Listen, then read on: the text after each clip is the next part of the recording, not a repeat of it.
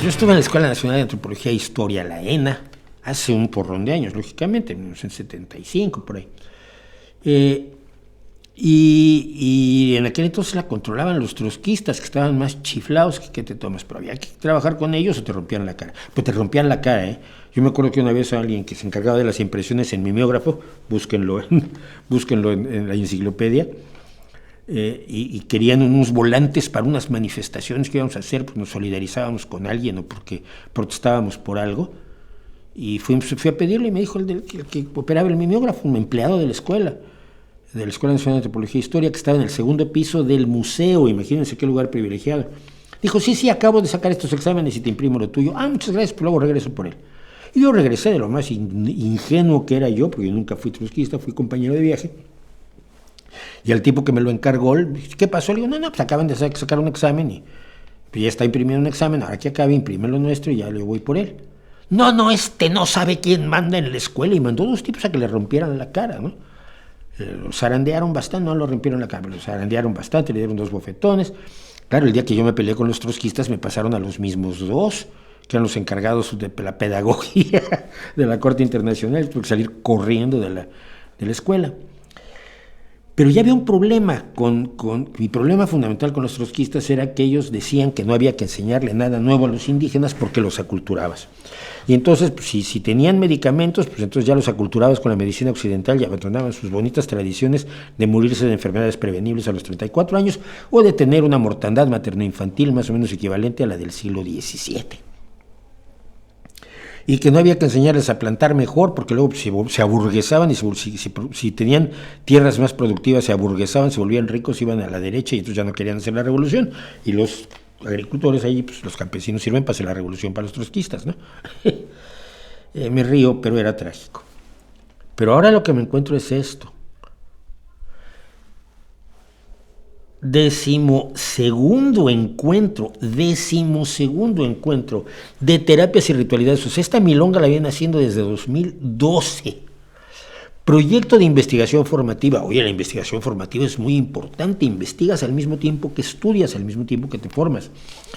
Medicinas y ritualidades bioenergéticas, subalternas y tradicionales de la licenciatura en antropología social. Pero ¿me puedes decir qué carajo sabe un antropólogo social de bioenergética que no existe y que si se ocupara por estudiar algo más que antropólogos sociales y estudiar algo de medicina o de ciencia o de biología, sabría que las ritualidades bioenergéticas no son medicina, no son nada, son una superstición?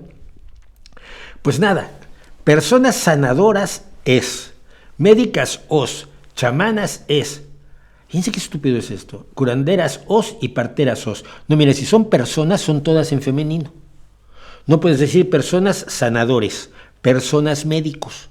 Si querías ser super guay, woke, así, bien posmo, pones personas sanadoras, médicas, chamanas, curanderas y parteras. No pones el os. O sea, ni gramática elemental saben. Del 6 al 9 de febrero, o sea, se está llevando a cabo en este instante. Madre mía. Auditorio Román Piñachán, Media Luna y explanada principal. Pues los rituales estos son muy importantes, ¿no? Hay que hacerlos en grande. Están en la escuela, en la actual escuela, que está en Periférico Sur.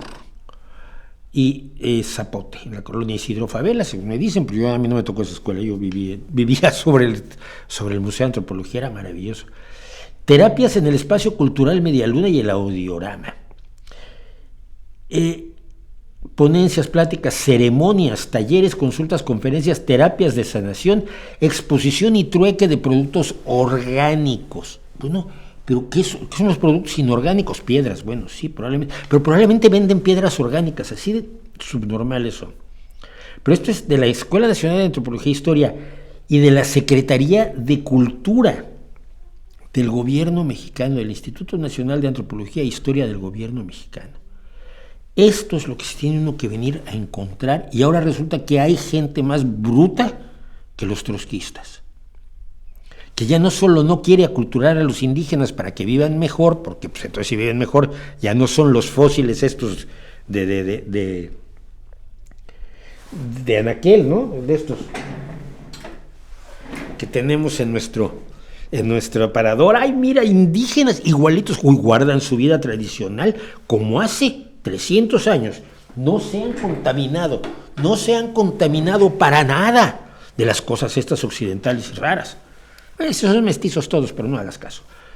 No, ahora es el aculturamiento de regreso para asumir las formas de vida que son dañinas, perjudiciales, poco productivas, poco esperanzadoras, poco favorables al desarrollo pleno del ser humano, y traértelas para acá porque se siente guay. Voy a hablar de los neopermitivistas, por cierto, un rato hoy. La situación con los trotskistas que describe parece propaganda, tristemente no lo es. No, quiero aclarar una cosa muy, muy sencilla. Yo tuve mis problemas con los trotskistas. Me acuerdo que una vez nos visitó el presidente Echeverría y el líder de los trotskistas casi se derretía porque estaba junto al poder, y eso era lo que realmente le emocionaba. Casi le lame los zapatos, afuera del Museo de Antropología, precisamente, alguna vez que fue Echeverría para allá. Yo he hablado con gente de España, de Francia, concretamente de la Universidad de la Sorbona, de Washington, de Vancouver, de la Universidad de Vancouver, de Argentina y de Italia. Todos que han pasado por la universidad y han tenido sus que veres con los troscos. Son idénticos siempre, o eran, no sé si todavía hay troscos, me imagino que son una especie, si no en extinción, pues rara avis. Pero aquellos troscos de los años 70 eran iguales, todos en todos lados actuaban exactamente igual. Y entonces, claro, yo me acuerdo, yo intercambiaba anécdotas con un estadounidense que había huido a Canadá en la guerra, para no ir a la guerra de Vietnam, cuando teníamos más o menos la misma edad, ¿no? Y entonces yo le contaba de los troscos que a mí me habían tocado en la antropología. Y él me contaba de los troscos que le habían tocado en la Universidad de Vancouver, en historia, creo que estudió. Y intercambiábamos anécdotas y nos descacharrábamos de la risa porque era alucinante, eran los mismos. Eran exactamente los mismos. Así que no, lo que dice Bladmort, que es propaganda, no es así. Así eran los de la Cuarta Internacional, y por eso, y también por eso, nadie los quiere.